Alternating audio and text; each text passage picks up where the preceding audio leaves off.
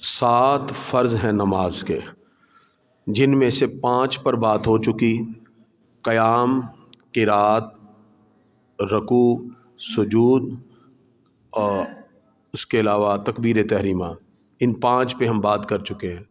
تکبیر تحریمہ، قیام، قرات، رکوع، سجود۔ آج ہم 2 پہ بات کریں گے اور 7 نماز کے مفسدات اور مکروہات پر۔ نماز کا 6واں فرض ہے جی آخری اتحیات میں بیٹھنا۔ جب نماز ہم پڑھ لیتے ہیں 2 رکعت ہو، 3 رکعت ہو یا 4 رکعت، جیسے فجر کی 2 رکعت ہیں، 2 کے بعد جب ہم آخر میں بیٹھیں گے اتحیات پڑھنے، یا مغرب کی پڑھیں گے تو 3 کے بعد ہم آخری اتحیات میں بیٹھتے ہیں، یا ظہر یا عصر کی 4 رکعت والی نماز میں پڑھ کے 4 رکعتیں آخر میں بیٹھتے ہیں۔ یہ جو آخری اتحیات میں بیٹھا جاتا ہے، اس کا بیٹھنا فرض ہے۔ فرض کا مطلب یہ ہے کہ اگر وہ چھوٹ گیا تو نماز گئی۔ یہیں ایک مسجد کے امام صاحب کا پچھلے دنوں مجھے کال آئی، وہ کہتے ہیں کہ میں نماز پڑھا رہا تھا مغرب کی غالباً، تو وہ آخری اتحیات میں بیٹھنے کی بجائے ڈائریکٹ اگلی رکعت میں کھڑے ہو گئے، نہیں یاد رہا۔ تو اب اگلی رکعت میں جب کھڑے ہوئے تو اب مسئلہ یہ تھا کہ ان کو کھڑے ہوتے یاد آ گیا، رکوع میں یاد آ گیا، تو ان کو فوراً واپس آ جانا چاہیے تھا، لیکن وہ کہتے ہیں کہ جی مجھے یاد ہی نہ آیا، حتیٰ کہ انہوں نے اگلی رکعت کا سجدہ کر لیا۔ اب جیسے ہی اگلی رکعت کا سجدہ کیا تو وہ ساری نماز باطل ہو گئی، ختم، اس لیے کہ آخری اتحیات میں بیٹھنا فرض تھا اور فرض رہ گیا۔ اس صورت میں اب انہوں نے کہا جی کیا مسئلہ ہے؟ میں نے کہا جی نماز دوبارہ لوٹانی پڑے گی کیونکہ فرض رہ گیا ہے، ٹھیک ہے نا؟ تو وہ کہتے ہیں اگر میں ان کے ساتھ 1 رکعت اور ملا لوں، یہ فرض ہو جائیں وہ نفل۔ یہ اس وقت ہوتا ہے کہ جب آپ آخری اتحیات میں بیٹھ کر عبدہ و رسولہ تک پڑھ چکے ہوں، پھر اگر آپ اگلی رکعت میں کھڑے ہو جائیں گے تو اس کے اندر 1 رکعت اضافی ملا لی جاتی ہے تاکہ 2 نفل اور باقی فرض ہو جائیں۔ اگر کوئی شخص نماز پڑھ رہا تھا، اس نے آخری اتحیات میں بیٹھنا تھا، بیٹھا ہی نہیں، یہ تو فرض ہے، اور ڈائریکٹ اگلی رکعت میں کھڑا ہو جائے تو اگلی رکعت میں سجدے سے پہلے پہلے اگر وہ لوٹ آئے، بیٹھے گا، سجدہ صاحب کرے گا، نماز ہو جائے گی۔ اگر اس نے اگلی رکعت کا سجدہ کر لیا، 2 رکعت والی نماز ہے، جیسے فجر 30 رکعت میں چلا گیا، سجدہ کر لیا، یا 3 رکعت والی ہے مغرب اور 4تھی کا سجدہ کر لیا، یا 4 رکعت والے فرض ہیں تو 5ویں کا سجدہ کر لیا، اس صورت میں اس کی ساری نماز باطل ہے۔ یہ نماز اس کو دوبارہ پڑھنی پڑے گی، اس لیے کہ اس نے نماز کا فرض چھوڑ دیا، ٹھیک ہے جی؟ یہ بات سب کو سمجھ آ گئی۔ اور دوسری صورت یہ ہے کہ وہ آخری اتحیات میں بیٹھا، سمجھا یہ کہ یہ پہلی میری اتحیات ہے، جیسے 4 رکعت تھے ظہر کے، تو آخری اتحیات میں بیٹھ کر اس نے عبدہ و رسولہ تک پڑھا، یہ سمجھتے ہوئے کہ شاید میری ابھی 2 رکعتیں ہوئی ہیں، تو وہ اگلی رکعت کی طرف کھڑا ہو گیا۔ اب ایسی صورت میں ظہر کی نماز ہے، آگے وہ کھڑا ہو چکا ہے 5ویں رکعت کی طرف، لیکن اتحیات جب بیٹھ گیا، عبدہ و رسول تک پڑھ لیا، اس کا فرض ادا ہو گیا۔ جب فرض ادا ہو گیا، اب وہ اگلی رکعت جو 5ویں میں کھڑا ہوا ہے اس کے ساتھ ایک اور ملا لے گا، اب اس کے 2 نفل ہو جائیں گے، 4 فرض ہو جائیں گے، اس طرح اس کی نماز ہو جائے گی، ٹھیک ہے جی؟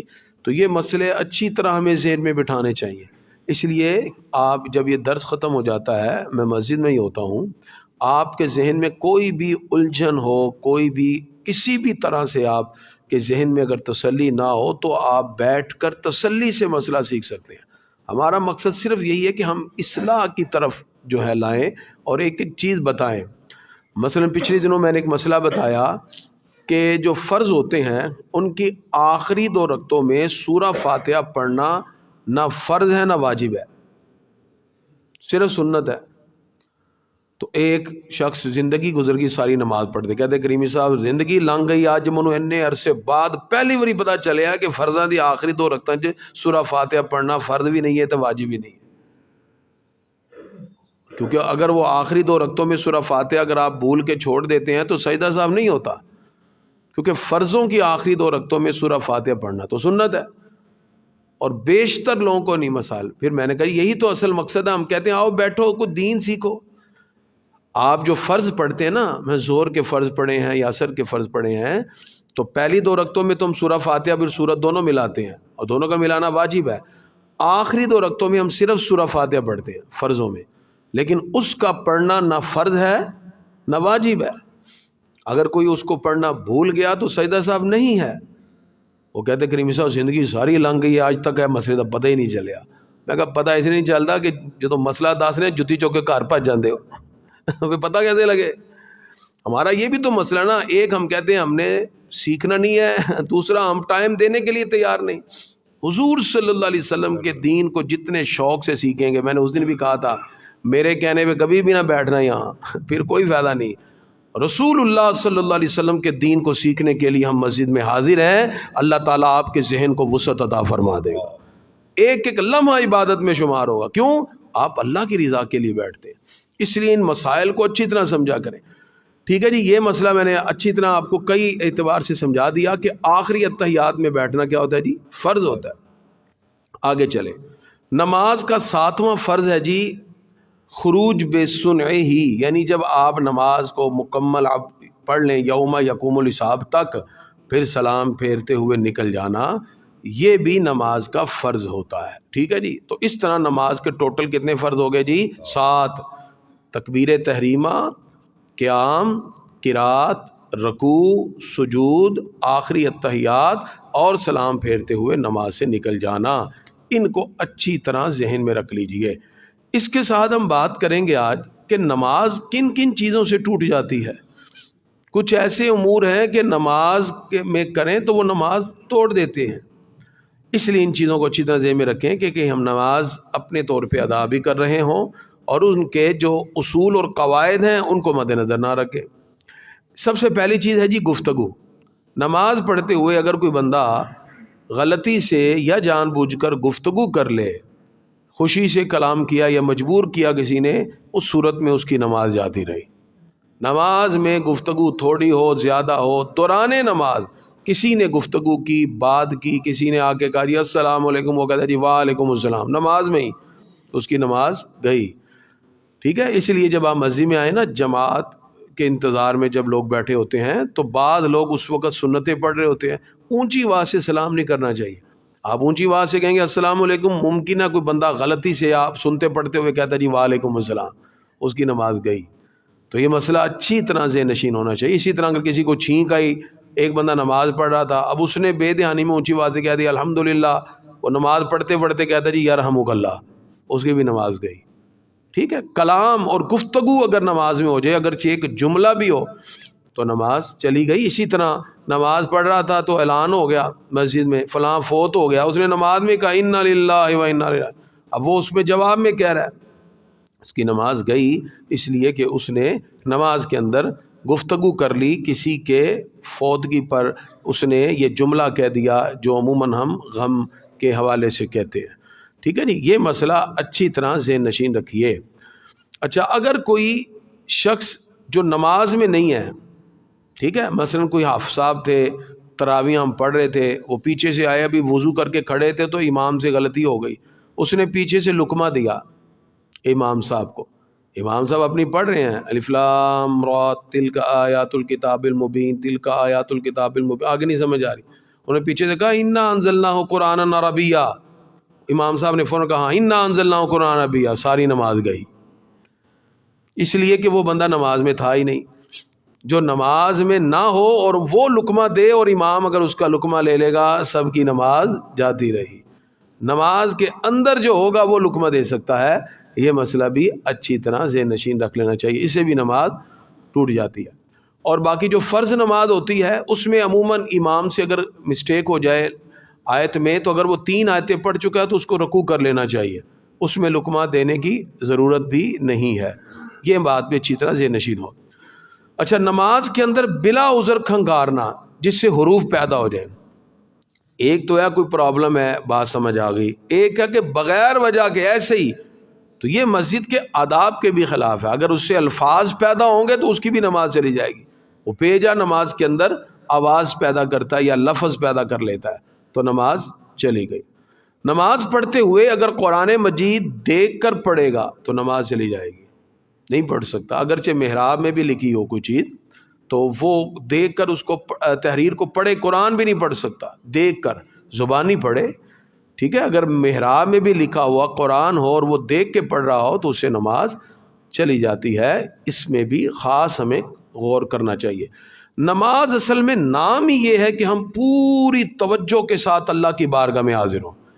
اب نماز کے اندر اگر کسی نے عمل کثیر کیا، عمل کثیر اور قلیل میں فرق یہ ہے کہ ایسا عمل جس کو دیکھ کے کوئی بندہ یہ نہ سمجھے کہ یہ نماز میں ہے، جس میں دونوں ہاتھ چھوڑ کے کام کیا جاتا ہے۔ مثلا نماز کے اندر یہ اپنے دونوں ہاتھ چھوڑ کے کپڑے سیدھے کر رہا ہے، کوئی ایسا عمل جس میں عمل کثیر ہو گیا، اس سے نماز ٹوٹ جاتی ہے۔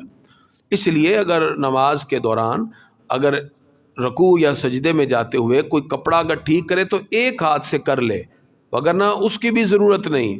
جس انداز میں ہے ٹھیک ہے، اللہ کی بارگاہ میں کھڑے ہیں، کھڑے ہی رہیں، رکے ہیں تو جھکے ہی رہیں۔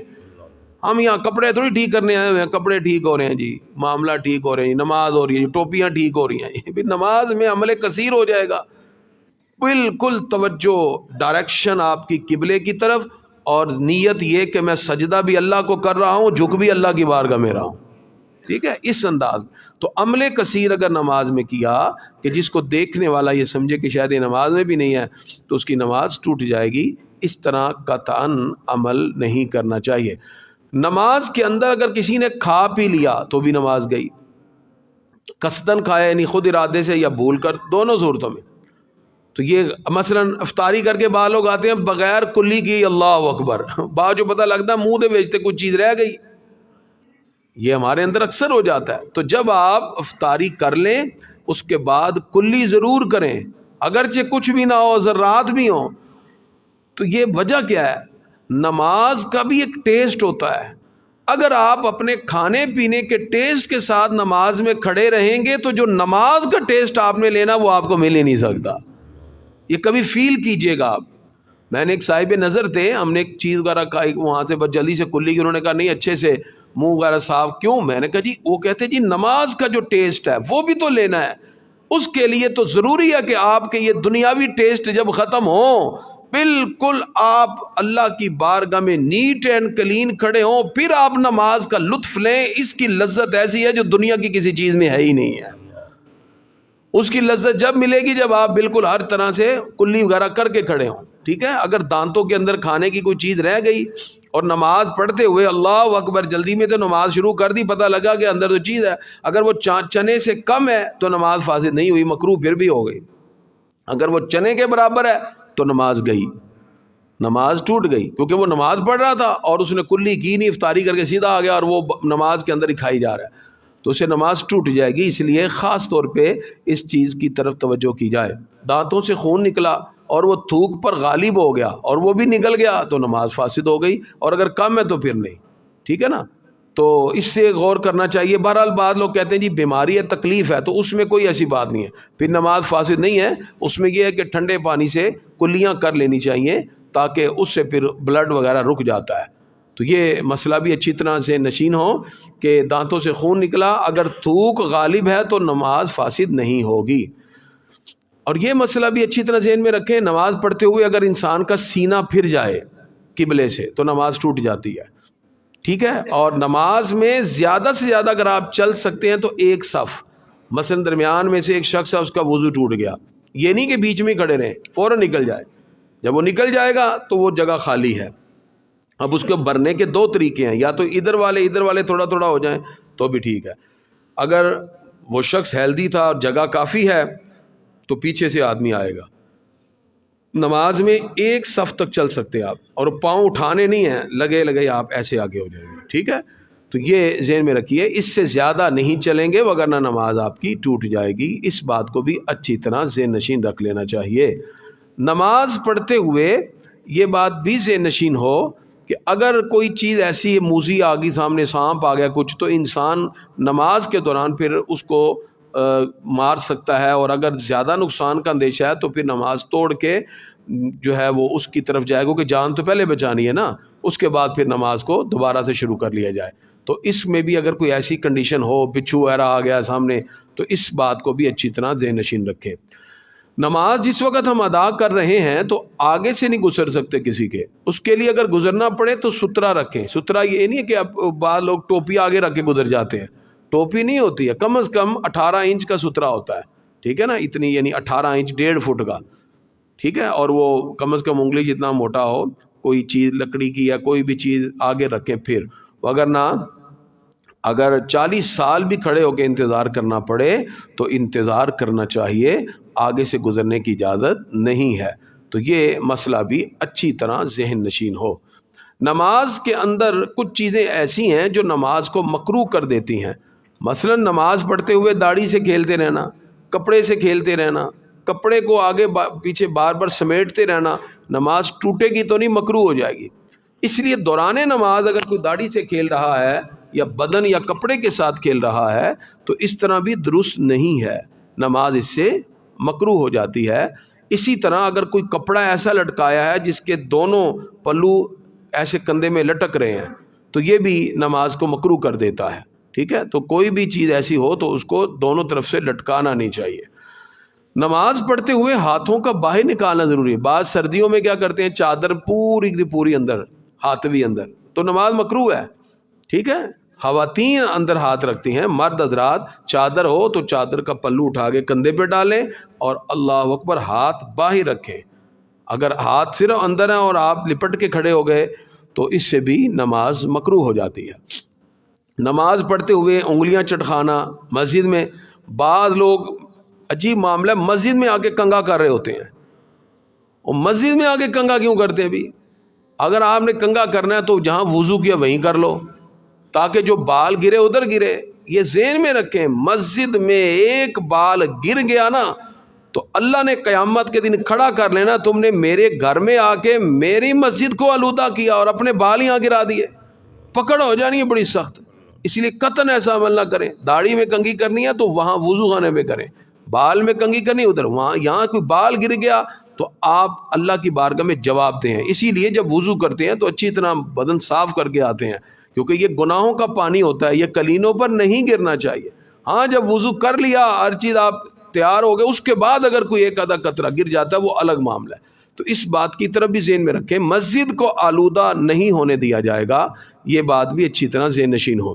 اسی طرح بدن پہ ایسا کپڑا پہنا ہے جس پہ جاندار کی تصویر ہو تو پھر ایسی صورت میں بھی نماز مکروہ ہو جاتی ہے۔